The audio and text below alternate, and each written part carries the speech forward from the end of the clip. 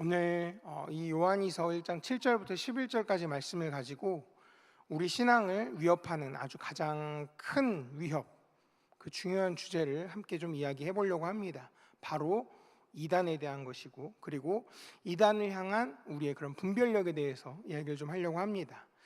오늘 우리가 읽었던 이 말씀이 단지 2000년 전에 초대교회에 주어졌던 그냥 옛날 얘기라고 생각하면 안 되는 거죠. 지금 2025년 살아가고 있는 우리한테도 가장 강력한 경고가 되고, 또 동시에 가장 명확한 지침이 되어주는 말씀이기도 합니다. 끊임없이, 정말 어쩌면 그렇게 부지런한지 쉬지 않고 진리를 왜곡하고, 또 우리 성도들을 미혹하려고 하는 이 어둠의 세력, 이 악한 세력에 맞서서 어떻게 우리가 우리의 그 신앙을 굳건하게 지켜갈 수 있는가 하는 것이죠. 먼저 지난 시간에도 잠깐 이야기했었습니다만 요한 2서와 요한 3서가 쓰여진 배경을 다시 한번 좀 간단하게 말씀을 드리겠습니다.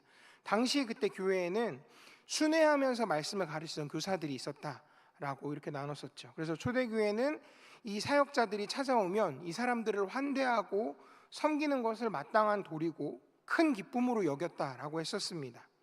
왜냐하면 이 복음 사역자들을 돕는 것만으로도 하나님의 위대한 일에 동참하는 아주 고귀한 행위라고 여겼기 때문에 어디서든지 선생님들이 찾아오면 반갑게 맞이하고 그 말씀을 겸손하게 받고, 또 다른 곳으로 또 잘 가실 수 있도록 돕는 것들이 그들의 중요한 사역 중에 하나였다는 거죠.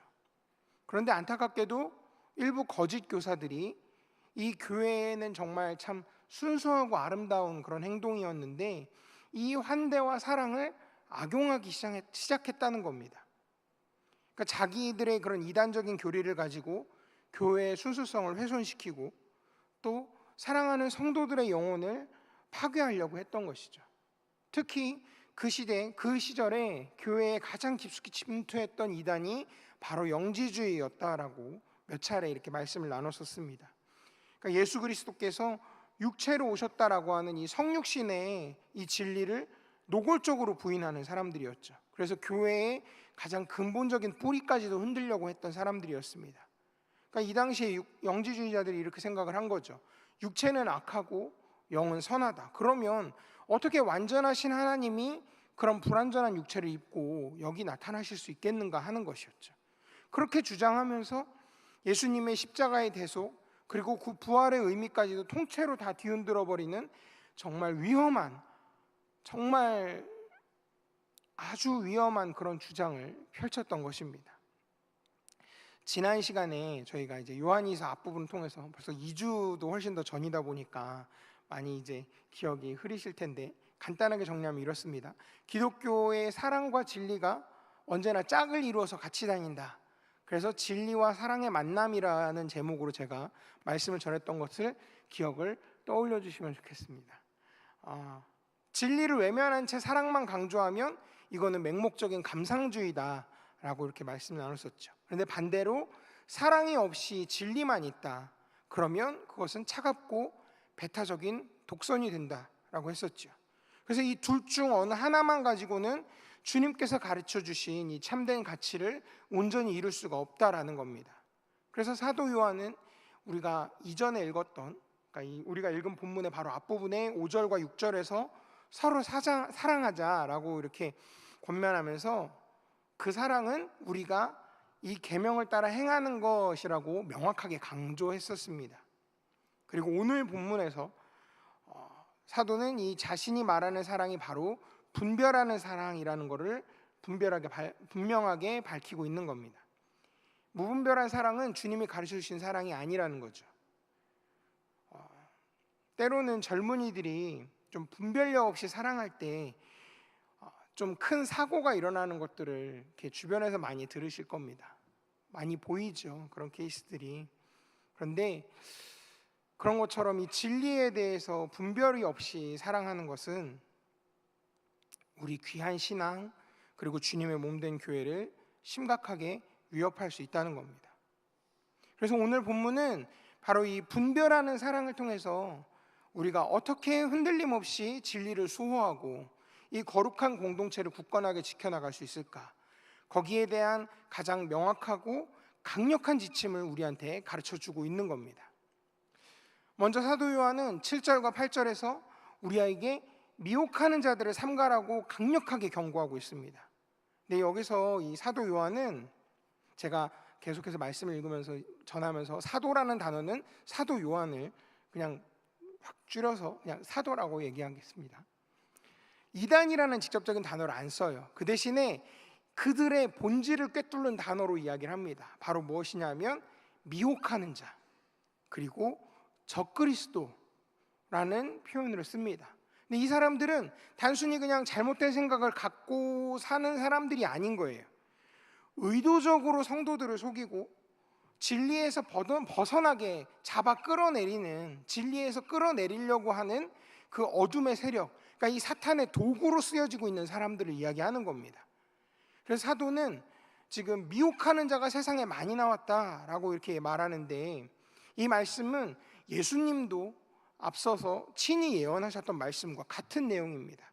우리 마가복음 13장 22절 23절 말씀인데요, 우리 같이 함께 읽도록 하겠습니다. 22절 23절 함께 읽습니다. 시작. 거짓 그리스도들과 거짓 선지자들이 일어나서 이적과 기사를 행하며 할 수만 있으면 택하신 자들 유혹하려 하리라. 너희는 삼가라. 내가 모든 일을 너희에게 미리 말하였노라. 아멘. 그러니까 사도 요한이 지금 이 예수님께서 이제 정말 준엄하게 경고하셨잖아요. 이 내용을 그대로 이어받아서 우리에게 또 간곡하게 당부하고 있는 겁니다.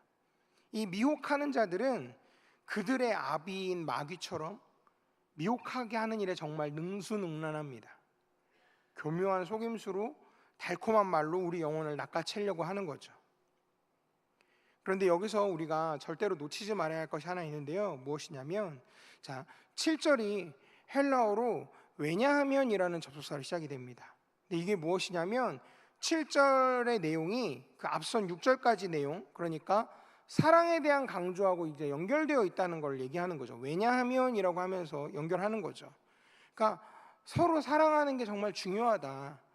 그리고 사랑은 계명을 따라 행하는 것이라고 말한 직후에 이어서 미혹하는 자들에 대해서 얘기를 하는 거죠. 미혹하는 자들에 대해서 경고하고 있는 겁니다. 그 이유가 바로 명확한 거예요. 왜냐하면 바로 미혹하는 자들, 그러니까 사탄의 거짓 역사로부터 우리 교회를 보호하는 가장 중요한 방어막, 가장 강력한 장치가 바로 무엇이냐면 서로 사랑하는 것이라는 겁니다. 여러분들이 기억을 한번 떠올려 보시면 좋겠어요. 처음 교회라는 공동체 안에 발을 디디셨을 때, 꼭 우리 원주중앙설교회가 아니더라도 여러분들이 처음 신앙생활을 하거나 혹은 정말 말 그대로 하나님을 인격적으로 깊이 만나고 뜨거운 사랑, 하나님을 뜨겁게 사랑하는 마음을 가지고 처음 교회 공동체 안에서 같이 함께 신앙생활을 할 때, 그때를 한번 생각해 보시면 진리 안에서 서로 얼마나 뜨겁게 서로 사랑합니까? 그런 기억들이 있으실 거예요. 그럼 그게 얼마나 그 공동체를 지켜주는 정말 튼튼한 방어벽이 되는가, 여러분들이 한번 생각을 떠올려 보시기 바랍니다. 이렇게 사랑이 서로 연대되어지는 이 방어벽 앞에서 이 거짓의 교훈이 쉽게 침투를 못하는 겁니다. 미혹하는 자가 세상에 나왔기 때문에 우리는 우리 자신을 이 거짓된 가르침으로부터 보호하기 위해서 서로 사랑해야 된다는 거죠. 사랑과 진리는 여기서도 절대로 나눠질 수가 없는 겁니다. 교회가 서로 사랑하는 일에 소홀하고, 그래서 만약에 성도들 사이에 분열이 생겨나면 그 교회는 거짓 가르침으로부터도, 그러니까 그 거짓 가르침으로부터 자기를 보호하는 일에서 굉장히 취약해질 수밖에 없는 거죠. 사랑이 식으면 분별력이 흐려지고, 분별력이 흐려지면 거짓에 너무 쉽게 노출되는 이 악순환이 우리에게 찾아온다는 걸 명심해야 한다는 겁니다. 자, 이 7절에 보면 미혹하는 자가 세상에 많이 나왔다라는 말을 하고 있는데, 이 나왔다라는 단어는 이 헬라어로 원래는 어떤 의미이냐면 복음 전도자가 복음을 들고 어떤 지역으로 들어갈 때 사용되는 굉장히 좋은 의미의, 긍정적인 의미의 단어였습니다. 근데 여기서는 그 의미를 완전히 뒤집어서 사용하고 있는 거예요. 거짓 교사들이 새로운 지역이나 새로운 교회로 마치 자기를 정말 신실한 복음 전도자처럼 위장해서 막 열정적으로 들어가는 거예요. 그러면서 대신에 또 그러면서 은밀하게 교묘하게 침투해서 자기들 그 거짓 교리를 전파한다는 의미로 나왔다라는 이 단어를 지금 이 사도가 설명하고 있는 겁니다. 근데 이 거짓 선지자들은 수동적으로 기다리질 않아요. 복음 전도자처럼 열정적으로 막 들어옵니다. 그 속으로 들어오려고 해요. 그러면서 때로는 영적인 갈급함, 나 갈급하다, 그래서 나 정말 말씀을 들으려고 찾아왔다 하면서 그 공동체 안으로 들어와서 우리 옆에 가까이 다가오고 우리를 미혹하는 겁니다. 그래서 오늘날 뭐 이런 얘기를 할 때, 지금 이 말씀을 드릴 때 여러분들 딱 떠오르는 그 이단 단체가 있죠. 신천지 같은 경우가 그렇지 않습니까? 교회 안으로 위장하고 침투할 때 얼마나 비열한 방식을 쓰는지 모르죠. 그리고 얼마나 교묘하게 전략을 펼치는지 모릅니다. 근데 지금 우리가 이 말씀을 보고 있는 이 배경, 1세기 말의 교회가 지금 그런 상황에 지금 처해 있는 상황이었던 겁니다. 그래서 우리들도 지금 이 수천 년이 지난 뒤에 지금 우리도 동일하게 경각심을 가지고 깨어 있어야 한다는 거죠. 여러분, 이 당시 영지주의 이단의 결정적인 거짓 교리가 무엇이었냐면 바로 예수 그리스도께서 육체로 오신 것, 그러니까 성육신을 부인하는 거였어요. 이들은 그렇게 생각을 한 겁니다. 완전하신 하나님이 어떻게 그렇게 불완전한 육체를 입을 수 있겠냐, 육체가 이렇게 악한데. 그래서 이 사람들은 예수님의 신성은 인정했는데 인성을 부정했어요. 특히 그 케린투스라고 하는 아주 악명 높은 이단 지도자는 이렇게 가르쳤답니다. 예수라는 평범한 사람이 세례를 받을 때 그리스도라는 신적 존재가 잠시 그에게 임했다. 그러나 예수님이 십자가에 못 박히기 직전에 그리스도는 그를 떠났다. 그러니까 마치 영혼이 몸을 떠나듯이 영혼이 들어왔다, 영혼이 떠났다, 이런 식으로 주장하고 가르치는 사람도 있었다는 거죠. 하지만 사도 요한은 이 악독한 거짓에 대해서 단호하게 그리고 강력하게 반박하는 겁니다. 예수님 안에서 참된 신성과 참된 인성이 하나로 연합해서 하나의 인격을 이루었다라고 선포하고 있는 거죠. 단지 어떤 역사의 한 장면, 그냥 잠깐 일어났던 건 순간적으로 일어났던 일시적인 현상이 아니라는 겁니다. 영원히 예수 그리스도 안에서 신성과 인성의 이 두 본성이 분리되지 않고 하나로 연합되었다라는 이 변치 않는 진리인 겁니다. 그래서 우리는 이렇게 고백하죠. 예수님은 완전한 하나님이시며 동시에 완전한 인간이시다라고 우리는 고백하는 겁니다. 이 성육신은 효력의 시한이 없어요. 영구적인 효력을 갖고 있는 우리 기독교 신앙의 정말 핵심 교리고 우리 믿음의 가장 기초에 있어야 하는 믿음입니다. 예수님의 육체 되심이 없이는, 예수님의 육체가 찢기시고 피 흘리셨던 그 십자가의 대속이 아무 의미가 없는 거예요. 육체가 없으면 죽음도 없고요, 부활도 있을 수가 없죠. 성육신을 부인한다? 이건 곧 십자가와 부활, 그리고 무엇보다 우리 구원 자체를 부인하는 거랑 똑같은 겁니다. 사랑하는 성도 여러분, 이단이 우리 마음을 흔들고 우리 교회를 혼란에 빠뜨리려고 할 때 우리는 가장 근본적인 진리, 그러니까 예수 그리스도의 그 성육신 교리 위에 굳건하게 서야 된다는 거죠. 이게 우리의 믿음의 기초석이고 모든 거짓을 분별하는 가장 확실한 시금석이라는 겁니다.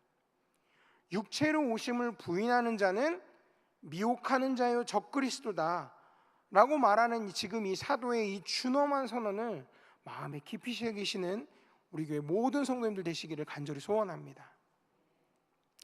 자, 계속해서 이제 사도는 8절에서 이런 거짓 교사들 조심해야 될 두 가지 결정적인 이유를 얘기를 합니다. 8절에서요.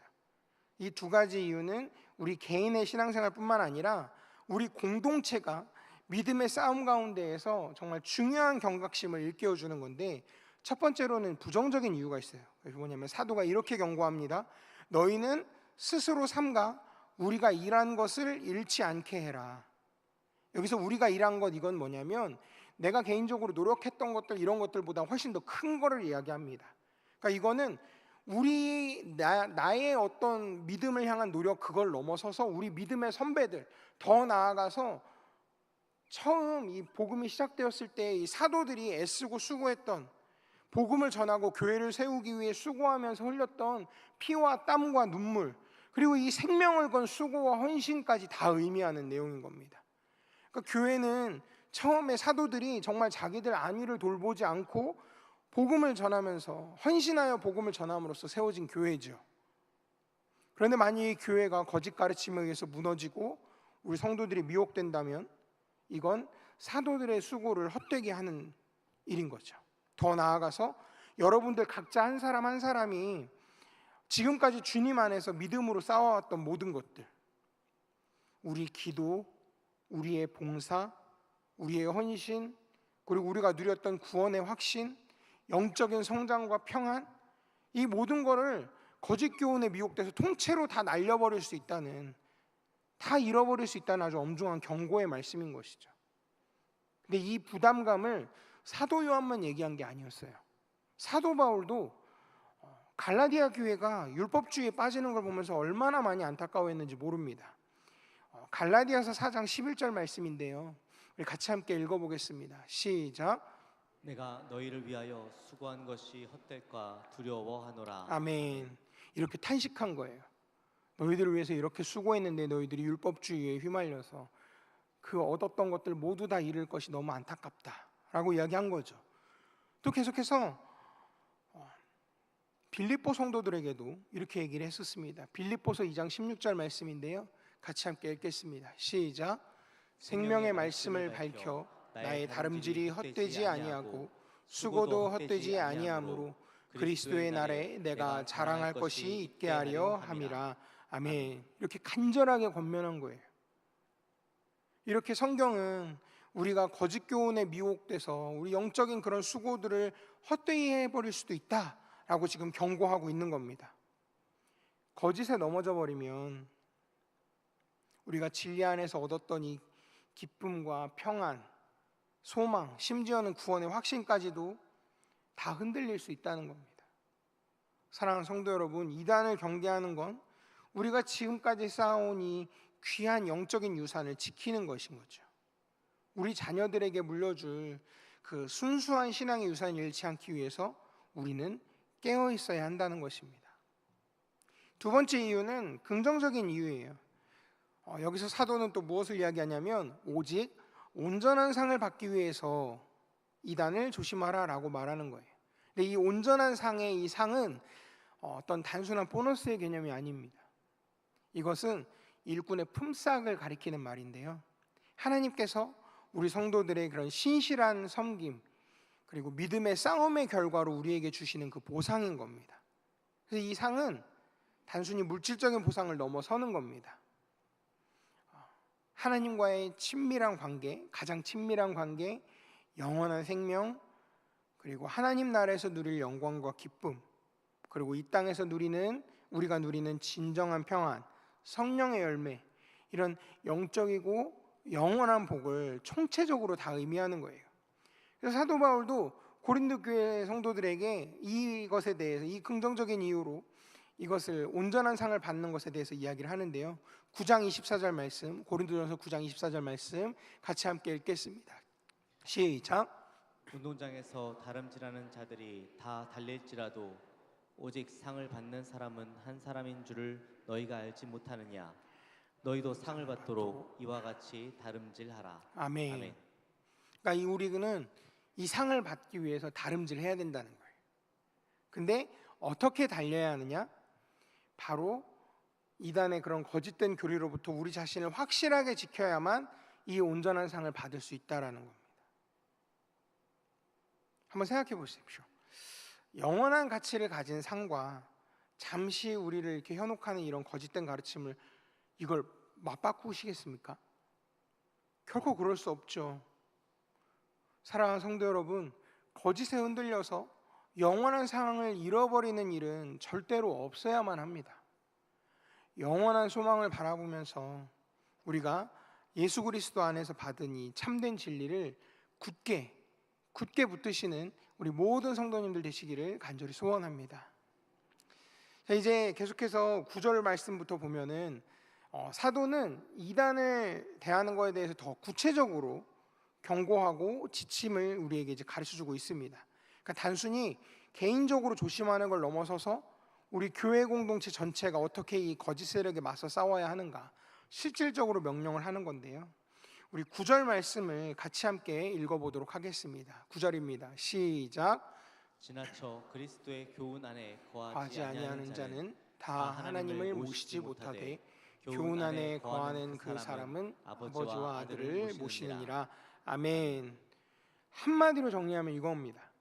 그들은 하나님의 자녀도 아니고 우리 형제도 아니다. 엄청 단호하게, 정말 단호하게 이야기하고 있는 겁니다. 사실 우리가 어떤 사람이 거듭났다 라는 걸 판단하는 건 우리 인간이 판단할 수 없는 영역이죠. 근본적으로 하나님의 주권에 속한 몫입니다. 그런데 지금 이 본문에서 사도가 이렇게 단호하게 단언하는 기준이 있습니다. 그게 뭐냐면 바로 그리스도의 교훈 안에 거하는가 하는 여부인 거죠. 그러면 이 그리스도의 교훈 안에 거한다라는 말이 무슨 의미인가 하면요, 먼저 부정적인 의미는 뭐냐면 지나쳐가는 게 아니다라는 겁니다. 처음에 맨 앞부분에 지나쳐라는 단어가 나와 있었죠. 이 지나쳐라는 단어는 앞으로 더 나가다, 넘어서다라는 이런 의미인데, 이 단어를 왜 여기서 사도가 사용했냐면 이 당시에 영지주의 이단들이 자기들은 기존의 기독교가 갖고 있던 교훈을 능가하는, 넘어서는 더 탁월한 지식이 우리한테 있다라고 이렇게 주장할 때 이 지나쳐라는 단어를 사용했다는 겁니다. 그러니까 이 사람들은 자기들이 가지고 있는 이 영적인 깨달음이나 특별한 지식이 성경이 가르쳐주는 것보다 훨씬 더 우월하다라고 이렇게 주장을 했던 거죠. 근데 여러분, 이 이야기를 들으면 이단과 사이비의 공통된 특징을 여러분들이 기억을 하실 수 있을 겁니다. 그들이 뭐라고 얘기하죠? 늘 자기들이 더 새로운 걸 갖고 있다 얘기를 해요. 그리고 누구도 몰랐던 특별한 지식을 우리가 깨닫게 됐다, 이렇게 주장을 한다는 겁니다. 그리고 그걸 자랑하기를 굉장히 좋아해요. 이 사람들은 기존의 교리, 전통을 다 무시하고 자기들의 그런 새로운 진리를 내세워서 사람들을 현혹을 합니다.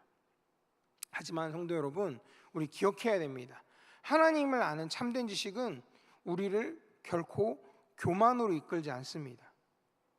오히려 그건 필연적으로 자신을 아는 지식, 그러니까 내가 얼마나 죄인인가, 알면 알수록 나의 죄인됨이 더 깊이 느껴진다는 거죠. 그리고 내가 얼마나 비천한 존재인가를 깊이 인식하게 한다는 겁니다. 그래서 우리를 알면 알수록, 깨달아가면 깨달아갈수록 더 겸손하게 만들어 간다는 거죠. 우리는 지극히 높으신 하나님 앞에서 우리가 한낱 피조물에 불과하다는 거 깨닫고, 그리고 그 하나님의 말씀 앞에 순종하며 섬기는 자로 엎드리게 된다는 겁니다. 이게 바로 참 지식과 거짓 지식의 근본적인 차이인 거죠. 지금 여기서 이야기하고 있는 이 지나치는 것이라는 건 믿음 안에서 진보하고 성숙해지는 게 아니라 오히려 믿음에서 완전히 벗어나서 탈선해버리는 걸 이야기하는 겁니다. 지식을 자랑하고 영적인 교만에 빠지는 거, 이건 우리 기독교 신앙에서는 있을 수 없는 일이라는 걸 명심하시기 바랍니다. 그렇다면 그리스도의 교훈 안에 거한다라는 의미가 좀 더 적극적으로 무엇을 뜻하느냐, 이건 단순히 말씀을 읽고 말씀을 듣는 삶을 넘어서서 들은 바 그 말씀 안에서 살아가는 걸 의미하는 겁니다. 우리 이전에 함께 봤었던 요한일서 2장 5절과 6절 말씀인데요, 이 말씀 같이 함께 읽겠습니다. 시작. 누구든지 그의 말씀을 지키는 자는 하나님의 사랑이 참으로 그 속에서 온전하게 되었나니 이로써 우리가 그의 안에 있는 줄을 아노라. 그의 안에 산다고 하는 자는 그가 행하시는 대로 자기도 행할지니라. 아멘. 우리 주님께서 산상수훈하셨던 내용들 잘 아시죠? 그래서 거기서 말씀하실 때 말씀을 듣고 순종하는 자가 되라, 그게 바로 의도하셨던 게 바로 이것인 겁니다. 건축가가 건물을 지을 때 기초를 굉장히 튼튼하게 세우는 걸 중요하게 생각하죠. 그래서 우리 삶의 기초를 이 예수님의 교훈 아래, 교훈 위에 굳게 세우는 겁니다. 그리스도의 교훈 안에 거하는 거, 이게 바로 그리스도 안에 거한다라는 것이죠. 그리고 이게 바로 참된 구원, 그리고 영원한 생명을 얻는 유일한 길이라는 겁니다. 그래서 예수님께서 사사건건 방해하고 비난하는 유대인들을 향해서 이런 말씀하셨었는데요. 우리 요한복음 5장 38절 39절 말씀인데요. 같이 함께 읽겠습니다. 시작. 그 말씀이 너희 속에 거하지 아니하니 이는 그가 보내신 이를 믿지 아니함이라. 너희가 성경에서 영생을 얻는 줄 생각하고 성경을 연구하거니와 이 성경이 곧 내게 대하여 증언하는 것이니라. 아멘. 이 당시 유대인들은 성경을 밤낮으로 연구했어요. 식음을 전폐하면서까지 성경을 연구하는 것을 열심을 냈던 사람들이었죠. 하지만 그들이 그렇게 열심히 연구했던 성경이 곧 예수 그리스도에 대한 증언이라는 이 중요한 사실을 깨닫지를 못했습니다. 그러니까 이 사람들은 성경의 사람들이었어요. 그리고 성경 안에 거한다라고 말할 수는 있었는지 모르겠지만 결코 그리스도의 교훈 안에 거하는 사람들은 아니었던 겁니다. 이 사람들은 예수 그리스도를 믿지 않았었죠. 여러분, 사도는 9절에서 이렇게 단호하게 선언을 하는 겁니다. 그리스도의 교훈 안에 거하지 않는 그들은 하나님도 없고 그리스도도 없는 사람들이다. 그들은 하나님의 자녀도 아니고 우리의 형제도 아니다. 그러니까 이 말은 지나치게 나간 사람들은 우리가 노력했던 이 상을 잃어버리는 그런 차원이 아니라 구원 자체를 잃어버렸다라는 아주 엄중한 경고를 하고 있는 겁니다. 이 사람들은 진리를 왜곡하고 또 우리 성도들의 영혼을 파멸로 이끌기 때문에 결코 우리가 형제라고 부를 수 없다는 거죠. 이 말씀이 어떤 누군가에게는 불편하게 들릴지 모르겠습니다. 하지만 이것은 진리를 수호하고 우리 사랑하는 성도들을 보호하기 위한 사도의 가장 깊은 사랑에서 비롯된 것임을 우리가 기억해야 되겠습니다. 자, 그러면 사도가 궁극적으로 우리에게 하려는 말이 무엇일까요? 10절에서 이렇게 명령을 합니다. 만일 그들이 너희에게 찾아오면 그들을 집에 들이지도 말고 인사도 하지 말라고 얘기를 하는 거예요. 굉장히 파격적인 명령인 거죠. 10절 말씀을 제대로 다시 한번 좀 읽어보도록 하겠습니다. 함께 읽습니다. 시작. 누구든지 이 교훈을 가지지 않고 너희에게 나아가거든 그를 집에 들이지도 말고 인사도 하지 말라. 아멘. 이 사람들은 사랑으로 무조건 받아줄 대상이 아니라고 얘기를 하는 겁니다. 근데 여기서 나아간다라는 말은 요한서신에서 또 어떻게 사용되냐면 성도들끼리 서로 방문하는 거, 그리고 장로들이 신방할 때에도 이 나아가거든이라는 단어를 사용합니다. 그리고 심지어 예수님의 오심, 그리고 적그리스도의 등장에도 이 나아간다라는 이 표현을 쓰는데요. 여기서는 순회 교사의 모습으로 교회 공동체 방문하는 걸 가리키는 겁니다. 사도 바울이 고린도 교회에 썼던 말도 이와 비슷한 내용인데요. 고린도후서 11장 4절 말씀 같이 함께 읽겠습니다. 시작. 만일 누가 가서 우리가 전파하지 아니한 다른 예수를 전파하거나 혹은 너희가 받지 아니한 다른 영을 받게 하거나 혹은 너희가 받지 아니한 다른 복음을 받게 할 때에는 너희가 잘 용납하는구나. 아멘. 사도 바울도 이 문제에 대해서 동일하게 지적을 하고 있는 거죠. 근데 이들이 이 성도들의 영혼을 노리고 있는 이 이단 세력들이, 사이비 세력들이 순회교사의 이름으로 온다는 게 문제였던 거죠. 그래서 교회에게 지금 이야기하고 있는 겁니다. 무조건 대접하고 환영하지 말고 여러분들 분별할 의무가 있습니다 라고 지금 가르쳐 주는 거예요. 되게 난처하게 들리실 거예요. 요한의 별명이 사랑의 사도잖아요. 근데 어떻게 이렇게 단호하게 세상 냉정하게 얘기할 수 있을까? 초대교회가 굉장히 중요하게 여겼던 원칙이 나그네를 대접하는 원칙이었죠.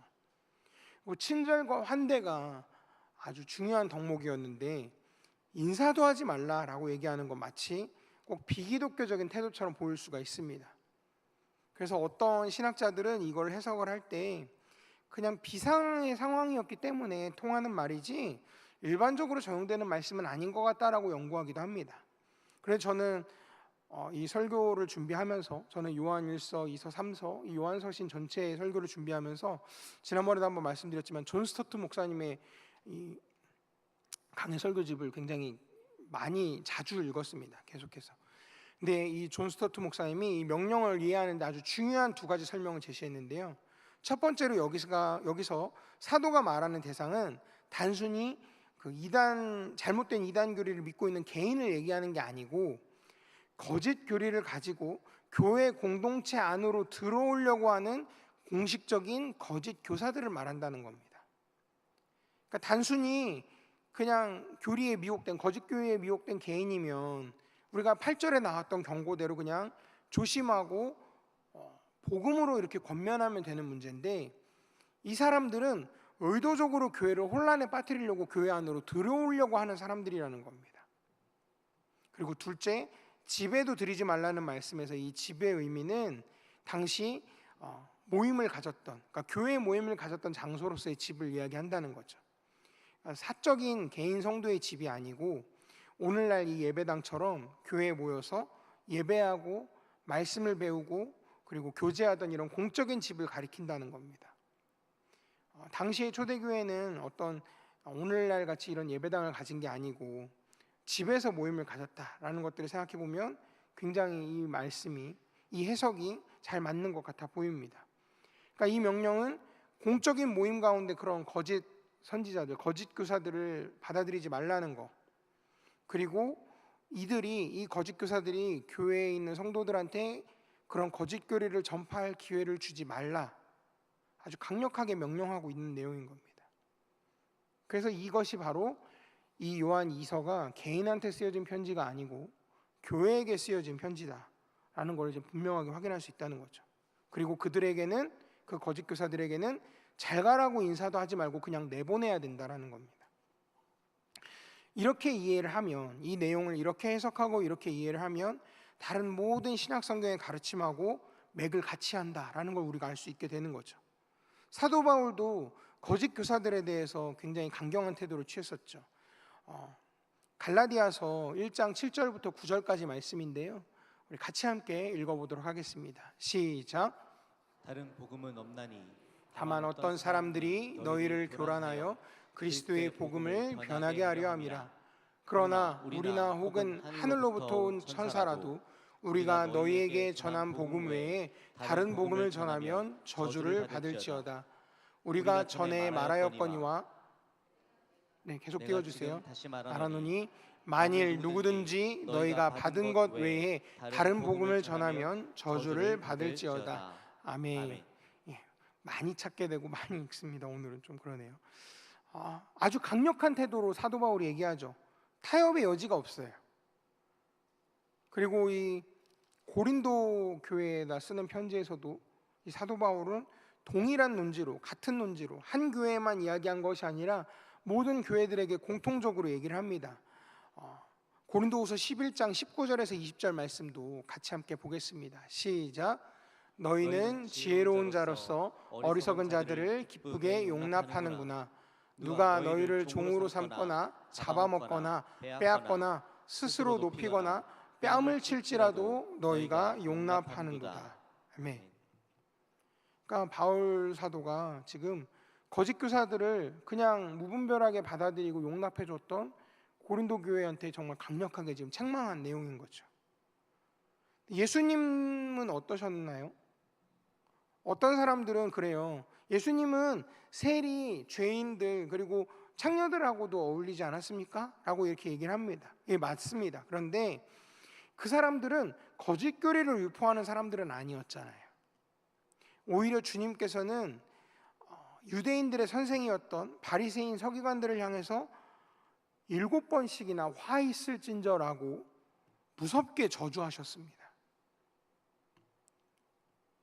예수님도 그러셨는데 사랑의 사도라고 말하는 요한도 이 단호한 명령 이렇게 하는 것이 결코 이상한 게 아니라는 것이죠. 그래서 사도는 11절에서 이렇게 얘기를 합니다. 그에게 인사하는 자는 그 악한 일에 참여하는 자라고 선언해 버립니다. 그러니까 이 여기서 말하는 약한 일은 단순히 교리적인 문제가 넘어서서 교회 안에, 공동체 안에 형제 사랑을 부인하는 윤리적인 문제까지 다 포함하는 거예요. 그리고 참여한다라는 말은 소극적으로 그냥 동조하는 이런 정도가 아니라 아주 적극적으로 함께한다라는 걸 의미하는 겁니다. 그들에게 인사하는 거, 그들과 잘 지내는 거, 그리고 그들과 시간을 보내는 건 이들이 행하는 그 적극적인 악, 그러니까 진리를 왜곡하고 영혼을 파괴하는 일에 우리가 동참하는 것과 똑같다라는 말인 것이죠. 여러분, 이 비진리와 복음적 사랑이 결코 함께 갈 수가 없다는 겁니다. 지금 우리 이 시대에서 중요하게 그리고 소중하게 여기는 가치 중에 하나가 바로 관용이죠. 굉장히 귀중한 덕목입니다. 하지만 그리스도인은 이 관용의 가치가 진리에 대한 무관심이 되거나 참된 사랑에 대해서 오해를 초래하게 해서는 안 된다는 겁니다. 이단에 대해서 우리가 단호하게 대하는 건 결코 무례한 게 아니라는 겁니다. 오히려 진리와 그리고 우리 성도들의 귀한 영혼을 지키는 가장 적극적이고 가장 큰 사랑의 표현인 것이죠. 다시 한번 말씀드리지만 참된 사랑은 분별력을 동원하고요, 때로는 단호하게 선을 긋는 거룩한 용기를 요구하기도 합니다. 이것은 우리가 사랑이 없어서 그런 게 아니고 진리를 너무나도 뜨겁게 사랑하기 때문에 취해야 되는 자세인 것이죠. 사랑은 결코 맹목적이지 않습니다. 사랑은 지키고 보호하고 온전히 세워주는 것이죠. 거짓 교사들의 침투를 허용하는 건 사랑이 아니라 무책임한 방임이고요, 결국 우리 귀한 공동체를 파괴하는 결과를 낳게 되는 겁니다. 자, 이제 우리가 읽었던 이 요한 이서의 말씀을 지금 우리 시대에 우리 교회의 삶 가운데 구체적으로 좀 적용을 해보려고 합니다. 이 단호한 이 사도 요한의 메시지가 2000년이 지난 지금도 우리한테 살아있는 교훈으로 다가오는 거죠. 첫 번째로는 오늘 본문은 단순히 우리가 아는 그런 특정 이단들에게만 적용될 수가 없습니다. 사도 바울이 갈라디아서에서 저주를 받을지어다라고 강력하게 얘기했던 그 거짓 교사들은 명백한 이단 단체에 소속된 사람들이 아니었어요. 이 사람들은 겉으로 보기에는 굉장히 멀쩡한 순회 교사들이었습니다. 근데 그 사람들은 그 복음에다가 아주 작은 거 하나를 더했어요. 무엇이었냐면 율법의 행위를 더했어요.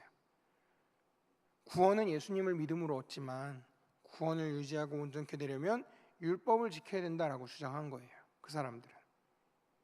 근데 오늘날에도 이런 다른 복음이 다양한 형태로 존재합니다. 우리가 정말 순수한 복음을 제대로 분별하지 못하면 우리는 그냥 좋은 게 좋은 거라고 말하는 이런 안일한 태도를 기독교의 사랑이고 관용이라고 착각할 수 있습니다. 하지만 신약 성경에서는 일관적으로 동일한 논지로 이런 사람들을 분별해야 되고 용납하지 말라고 이야기하는 겁니다. 고린도후서 11장 13절에서 15절 말씀을 여러분들이 마음속에 새기셔야 됩니다. 같이 함께 읽겠습니다. 시작. 그런 사람들은 거짓 사도요 속이는 일꾼이니 자기를 그리스도의 사도로 가장하는 자들이니라. 이것은 이상한 일이 아니니라.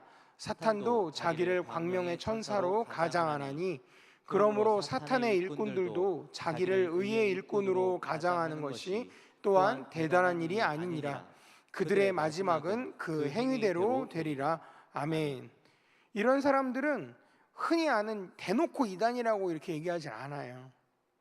정통교회처럼 가장해요. 정통교회 목회자처럼 그렇게 가장해서 우리 안에 들어와서 우리를 미혹할 수도 있다는 겁니다. 광명의 천사처럼 의의 일꾼처럼 가장해서 우리를 속인다라는 겁니다. 얼마나 교묘하고 얼마나 위험한가 우리는 주님의 말씀을 통해서 뼈저리게 깨달아야 됩니다. 예수님도 직접 이 거짓 선지자들에 대해서 얘기를 했어요. 요한복음 10장 3절부터 5절까지 말씀인데 같이 함께 읽겠습니다. 시작. 문지기는 그를 위하여 문을 열고 양은 그의 음성을 듣나니 그가 자기 양의 이름을 각각 불러 인도하여 내느니라. 자기 양을 다 내놓은 후에 앞서가면 양들이 그의 음성을 아는 고로 따라오되 타인의 음성은 알지 못하는 고로 타인을 따르지 아니하고 도리어 도망하느니라. 아멘. 그러니까 여기서 양은 우리 성도들 얘기하는 것이고 목자는 목회자를 비유하는 겁니다.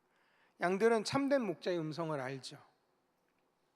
마찬가지로 우리 성도들은 참된 목회자의 음성을 분별할 줄 알아야 됩니다. 듣기 좋은 말, 우리 감성을 자극하는 말에 현혹되어서는 안 된다라는 것이죠. 우리의 사랑은 분별하는 사랑이어야 한다라고 저는 계속해서 말씀드립니다. 모든 가르침을 오직 하나님의 말씀, 그 성경에 비추어서 판단해야 되는 거룩한 책임이 우리 각자에게도 있다는 것이죠. 성경은 우리 성도들에게 그냥 비판적인 태도를 가져라 라고 말하는 것이 아니고요, 분별력을 가지고 모든 것을 말씀의 기초에서 시험하라고 가르치는 겁니다. 이게 바로 우리 신앙을 지키는 길이라는 거죠. 두 번째로 적용할 거는 이단이나 사이비를 우리가 어떻게 상대할 건가 하는 실제적인 문제인 겁니다. 우리 교회에도 이렇게 붙어 있는데요, 대부분의 교회들 이제 보면은 문 앞에 신천지 출입금지라고 이제 글귀를 붙여놓죠. 포스터를, 제작한 포스터를 붙여놓고 얘기하는데, 이것을 이제 어떤 근거로 얘기할 수 있는가 하는 것이죠. 오늘 우리가 읽은 이 본문은 아까도 말씀드렸습니다만 거짓 교리를 유포할 목적으로 마치 자기를 순회 교사처럼 위장해서 오는 교회에 나오는 사람들에 대한 말씀인 겁니다. 단순히 이단 교리를 믿는 개개인에 대한 이야기가 아닌 거예요. 이걸 구분을 해야 됩니다. 그래서 우리는 때로는 이단을 믿는, 이단의 종교에 빠져 있는 사람들을 우리가 우리 사회 속에서 만날 수 있어요. 굉장히 편하고 가깝게 대하고 이야기했는데 그 사람이 알고 보니 이단에 빠져 있는 신자일 수 있다는 거죠. 주변에서 많이 만날 수 있게 됩니다. 직장에서도 만날 수 있고, 또 사업상의 관계로 만났는데 알고 보니 이 사람이 그런 쪽에 빠져 있더라 하는 걸 알 수 있게 되는 거죠. 그럼 만약에 그런 경우를 보게 되면 그때마다 인사도 안 하고 무례하게 대해야 되는가? 아닌 거죠. 오늘 본문은 그런 이야기가 아닌 겁니다. 그리스도인으로서 기본적으로는 친절하고 관대하고 환대할 줄 아는 태도를 가지는 게 맞아요.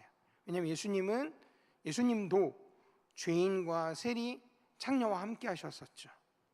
우리도 원래는 죄인이었고 복음이 필요한 사람들을 외면하면 안 된다는 겁니다. 단 그들의 의도가 만약에 나에게 거짓 가르침을 물들게 하기 위해서 접근하고 있는 것이다, 혹은 우리 교회에 들어와서 거짓된 가르침을 전파하려고 한다, 그럴 때에는 단호하게 분별해야 한다는 겁니다. 우리 교회의 공동체의 수수성을 지키고 이 사랑하는 성도들의 영혼을 보호하기 위해서 우리 각자가 스스로가 한 사람 한 사람이 문지기 역할을 해주는 건 이 교회가 가져야 할, 교회 구성원으로서 가져야 할 마땅한 책임인 것이죠. 우리는 최대한 그런 사람들을 조심하고 삼가는 게 맞습니다. 언제나 교회는 복음의 진리를 보호하고 교회 안에서 이루어지는 형제 사랑을 지키기 위해서 주의를 기울여야 한다는 겁니다. 지혜로운 균형이 필요한 일인 거예요.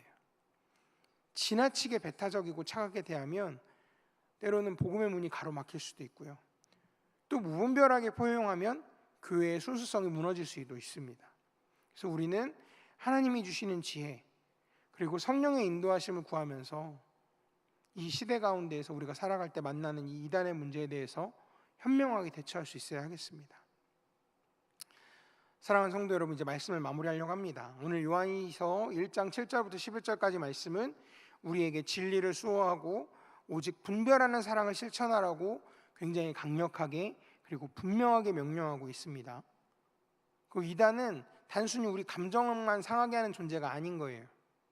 우리 영혼을 노리고 그리고 우리 교회의 존재 자체를 위협하는 영적 전쟁인 것입니다. 여기서 우리는 반드시 승리해야 하는 것이죠. 어떻게 이 이단과 거짓 교사를 효과적으로 분별하고 우리 신앙을 지킬 수 있을까? 핵심적인 질문들을 제가 제시를 하겠습니다. 첫 번째로, 그 사람들은 예수 그리스도의 성육신을 부인하는가? 예수님의 참된 신성과 참된 인성을 부인하는 모든 가르침은 다 거짓입니다. 예수 그리스도는 참 하나님이시면서 동시에 참 사람이시죠. 이 두 본성이 분리되지 않고 영원히 한 인격 안에 연합되어 있는 겁니다. 이게 바로 우리 기독교 신앙의 중요한 기초다라고 말씀을 드렸었고요. 두 번째로, 그들은 그리스도의 교훈 안에 굳건히 거하고 있는가? 그들의 가르침이 하나님의 말씀, 그 삶이 하나님의 말씀, 그 성경에 비추어서 온전한가? 성경 말고 다른 경전을 이야기하거나 어떤 특별한 계시나 특정 인물의 가르침을 성경보다 더 중요시 여기고 있지는 않나?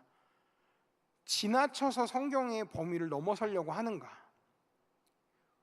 여러분, 진리는 언제나 성경의 중심에 머물러야만 한다는 겁니다. 세 번째로는 이들의 가르침이 우리를 겸손하게 하고 하나님과 이웃을 진정으로 사랑하는 삶으로 이끌어주고 있는가 하는 것이죠. 참된 진리는 결코 자기를 자랑하거나 교만하게 만들지 않습니다.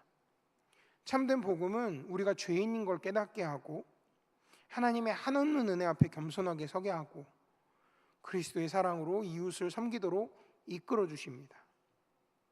혹시 그들이 가르치는 가르침이 특정 리더에게 맹목적으로 충성하게 하거나 아니면 물질적으로 착취하는 것을 정당화시키거나 기존의 건강한 교회나 성도들을 비방하고 분열을 조장한다, 그러면 그것은 거짓일 가능성이 매우 높은 것이죠.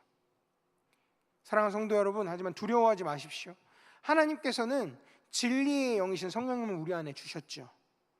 그리고 성령님께서 우리를 모든 진리 가운데로 인도하실 것입니다. 하나님은 우리의 가장 강력한 보호자가 되어주십니다. 우리는 거짓에 흔들리지 않고 오직 복음의 진리 위에 굳건히 서서 분별하는 사랑을 실천할 수 있다는 겁니다. 매일같이 성경을 가까이 하고 말씀을 묵상하면서 끊임없이 기도하시기 바랍니다. 말씀과 기도를 통해 얻는 분별력만이 이 어두운 세상 가운데서 우리를 바른 길로 인도하는 확실한 등대가 될 줄로 믿습니다. 우리가 진리를 더욱 선명하게 분별할수록 우리 교회가 형제를 사랑하는 그 순도가 더 순전하고 깊어질 줄로 믿습니다. 진리와 사랑이 균형을 이룰 때 우리는 이 그리스도의 몸된 교회를 더 든든하게 아름답게 세워나갈 줄로 믿습니다. 하나님께서 이 같은 놀라운 은혜를 우리 교회와 그리고 이 땅에 세워진 모든 우리 주님의 교회들 가운데 풍성하게 부어주시기를 간절히 사모합니다. 오직 진리로 굳건히 서셔서 분별하는 사랑으로 주님의 몸된 교회를 든든히 세워가는 우리 모든 성도님들 되시기를 우리 주 예수 그리스도의 이름으로 간절히 소원합니다. 기도하겠습니다. 사랑과 은혜가 풍성하신 하나님 아버지, 오늘 우리에게 이렇게 귀한 말씀 주신 거 감사합니다. 진리가 흔들리고 거짓의 소리가 가득한 이 시대에 저희가 무엇을 믿고 어떻게 살아가야 할지 다시금 깨닫게 하시니 감사합니다. 주님, 우리는 참 연약해서 쉽게 미혹될 수 있는 존재들입니다. 달콤한 말들, 또 그럴듯한 거짓에 흔들릴 때가 참 많습니다. 주님, 우리에게 성령의 놀라운 분별력을 더하여 주시옵소서. 오직 성경의 진리 위에 굳건히 서게 하여 주시고 모든 가르침을 말씀에 비추어서 시험하는 거룩한 용기를 우리에게 허락하여 주시옵소서. 주님, 또 우리에게 분별하는 사랑을 허락하여 주시옵소서. 악한 세력과 단호하게 선을 그을 수 있는 결단을 주시고 동시에 거짓에 미혹되어 고통받는 영혼들을 향해서 긍휼의 마음으로 복음을 전할 수 있는 지혜를 더하여 주시옵소서. 이 어두운 세상 가운데 주님의 몸된 교회를 주님께서 친히 보호하여 주시기를 간구합니다. 이단과 사이비의 이 비열한 침투로부터 우리 공동체를 지켜주시고 서로 사랑하며 진리 위에 굳게 서는 거룩한 공동체가 되게 하여 주시옵소서. 하나님께 귀한 예물을 올려드리는 손길이 있습니다. 당진 대덕감리교회 최우석 집사님, 유명호 권사님, 하나님께 감사 예물을 올려드렸습니다. 하나님, 올려드린 이 귀한 예물 주님께서 기쁘게 받아주시고 하나님, 마음의 소원, 그 기도의 제목들 하나님께서 아름답게 응답하시는 역사가 있게 하여 주시옵소서. 우리가 함께 나눈 이 모든 말씀, 그리고 함께 나눈 이 모든 기도의 제목들, 이 모든 내용들을 우리를 구원하시고 영원한 상을 주시는 예수 그리스도의 이름으로 간절히 기도하였습니다. 아멘. 이 시간 자리에서 같이 일어나셔서 왕이신 나의 하나님 함께 찬양하겠습니다.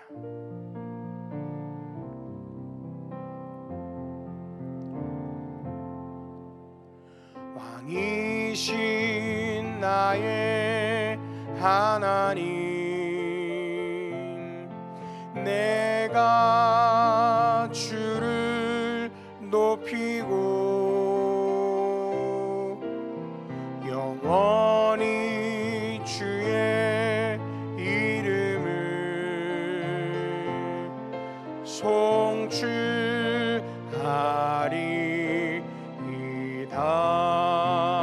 송축하리이다. 왕이신 나의 하나님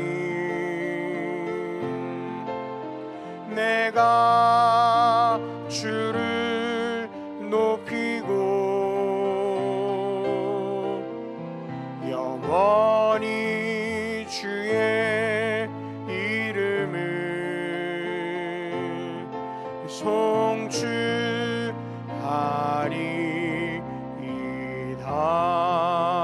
송축하리이다. 주기도문으로 예배를 마치겠습니다.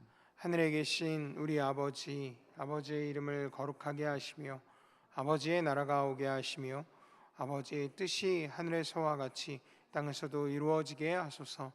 오늘 우리에게 일용할 양식을 주시고 우리가 우리에게 잘못한 사람을 용서하여 준 것 같이 우리 죄를 용서하여 주시고 우리를 시험에 빠지지 않게 하시고 악에서 구하소서. 나라와 권능과 영광이 영원히 아버지의 것입니다. 아멘.